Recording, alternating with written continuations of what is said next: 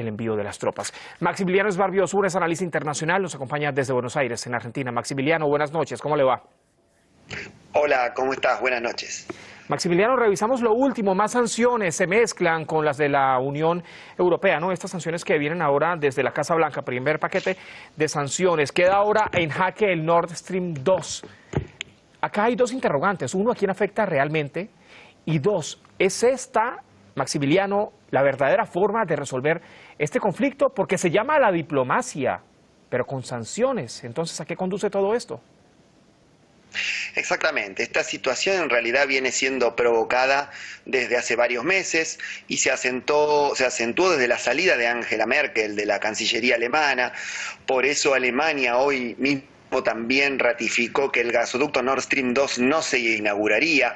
Esto perjudica directamente a Alemania, que tenía ese negocio conjunto con Rusia para evitar países conflictivos como Polonia y como Ucrania para el transporte de gas a Europa. Ahora el gas a Europa le va a costar más. Entonces, en realidad, esas sanciones producen que Europa salga un poco de la esfera energética rusa e ingrese un poco en la esfera energética anglosajona. Cuando digo anglosajona me refiero a Estados Unidos y Reino Unido principalmente. Y estas sanciones a Rusia, si bien la afectan, no la afectan tanto como podrían haberla afectado hace unos años, porque Rusia desde 2014 se está preparando económicamente para este punto que se veía venir en el largo plazo, ¿no? Quizás no ahora, pero en el largo plazo, y está sucediendo. Porque, por ejemplo, Rusia diversificó la economía, entonces ya no depende tanto de la exportación de gas y petróleo, sino que también exporta níquel, oro, se convirtió en el primer productor mundial y exportador de trigo. Bueno, entonces diversificó la economía y no solamente se dedica a los hidrocarburos y depende de los hidrocarburos. También tiene unas reservas de 650.000 millones de dólares, con los cuales puede evitar estas sanciones y además puede pagar importaciones, porque las sanciones principalmente apuntan a los bancos que financian a las guerrillas prorrusas en Donetsk y Lugansk, en el este ucraniano, ¿no? Entonces, y paralelamente intentó buscar los acuerdos de Minsk, que es la única forma de destrabar este conflicto. Pero con estos pasos que arrastraron a Rusia a reconocer estas repúblicas, los acuerdos de Minsk están un poco más lejos. ¿Esto no podría ser incluso contraproducente para la propia Europa, que aún así insiste en colocar un paquete de sanciones contra Rusia? Porque sería, digamos, una de las primeras afectadas por el tema energético. Los precios ya van subiendo. Claro, sí, esto lo afecta directamente a Europa porque el gas es el principal proveedor y más barato es Rusia, porque Estados Unidos está intentando paliar este déficit energético por las sanciones. Entonces Estados Unidos puede traerlo en barco desde Qatar o a través de gasoductos desde el norte de Irak o desde Israel. Hay otras alternativas, pero son mucho más costosas que la alternativa rusa. Rusia también tiene otros mercados. China, por ejemplo, hace un mes o un poco menos firmó un acuerdo con China en el cual el gas procedente de la misma zona de donde sale el gasoducto, donde parte el gasoducto Nord Stream 2, esos hidrocarburos pueden llegar a China, y China es un consumidor de hidrocarburos muy, muy importante porque su industria está en constante expansión, así que eso no lo afecta directamente a Rusia, pero sí las sanciones, si se profundizan, van a terminar, por supuesto, afectándolas. Pero a Europa también, entonces pasa a la esfera de influencia rusa, y Europa en este momento se vio arrastrada, principalmente, bueno, Alemania y Francia, que son los que apostaron a la diplomacia, pero Ucrania también, porque el presidente Zelensky, al ser, digamos, el heredero del golpe de 2014, que llevó a esta facción de derechista y antirrusa al poder, lo que produce es que se refugie en Europa, porque esta provocación a Rusia de expandirse constantemente la OTAN hacia el este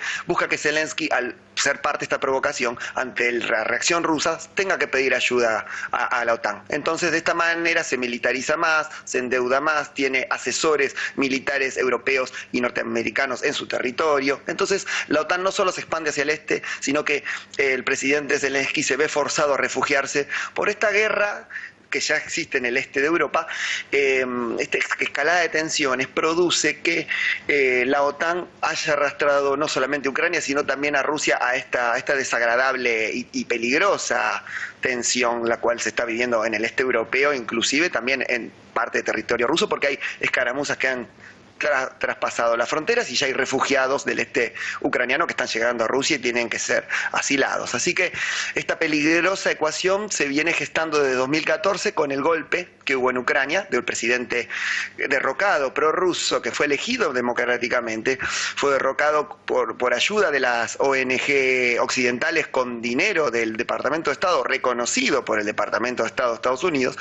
Y bueno, las tensiones van escalando y la única forma de destrabarlas es seguir al pie de la letra los acuerdos firmados por todas las partes, a lo que Rusia siempre intentó y que la OTAN procuró evitar para llegar precisamente a esta hegemonía sobre la energía en Europa y sobre la expansión, apoyar la expansión de la OTAN hacia el este. Maximiliano, me queda poco tiempo, pero puntualmente, ¿qué se quería lograr en el este de Ucrania? Mencionas, por ejemplo, la condición de las personas que han tenido que abandonar el este de Ucrania buscando refugio en Rusia ya. Se daban estos ataques de Kiev puertas adentro hacia el este, pero la mirada estaba puesta sobre Estados Unidos y sobre la OTAN lanzando las advertencias de una supuesta invasión de Rusia. Y esto solamente da a pensar que pareciera haber sido una especie de desvío de atención. Claro, en realidad cuando se anunciaba la inminente invasión rusa, que todavía no se produjo, ni creo que se produzca, porque Rusia no creo que no llegue a Kiev, a la capital, quizás sí apoye con tropas sobre el terreno a las repúblicas que reconoció Moscú, pero mientras esto sucedía se descongeló la guerra, que estaba paralizada, hacía varios meses, te diría años, que no había una guerra de proporción importante en el este ucraniano. Entonces, Ucrania envalentonada procuró recuperar el territorio tomado por las guerrillas prorrusas desde 2014 como reacción al golpe de Estado comandadas y financiadas por Moscú. Entonces se vio envalentonado el presidente Zelensky para avanzar sobre el este ucraniano. Uno es eso, recuperar el este ucraniano. Dos, seguir el guión de la OTAN, que es volar por el aire los acuerdos de Minsk, y tres, contribuir al plan de la OTAN de que Europa deje de depender tanto del gas ruso y se mude a un plan nuevo auspiciado por Estados Unidos y por el Reino Unido, que sería venderle gas ellos a Europa, pero más caro por las vías que ya dije que son más caras. Así que ese fue el papel de Ucrania, el triste papel de Ucrania. Vaya panorama. Maximiliano, como siempre, muchas gracias. Buenas noches. Gracias.